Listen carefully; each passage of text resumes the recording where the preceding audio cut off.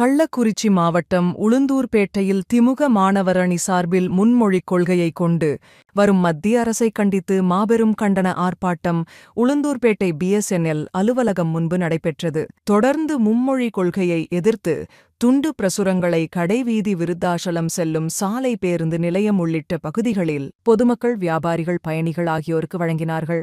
இந்த கண்டன ஆர்ப்பாட்டத்திற்கு சங்கராபுரம் சட்டமன்ற உறுப்பினரும் மாவட்ட செயலாளருமான உதயசூரியன், உளுந்தூர்பேட்டை சட்டமன்ற உறுப்பினர் மணிகண்ணன், மகளிர் அணிமாநில துணை செயலாளர் அங்கையர் கன்னி, உளுந்தூர்பேட்டை நகர் மன்ற தலைவர் திருநாவுக்கரசு, துணைத் தலைவர் வைத்தியநாதன், நகர செயலாளர் டானியல் ராஜ், ஒன்றிய குழு தலைவர் ராஜவேல், திருவெண்ணைநல்லூர் ஒன்றிய செயலாளர் சந்திரசேகரன் உள்ளிட்ட ஏராளமானோர் கலந்து கொண்டனர்.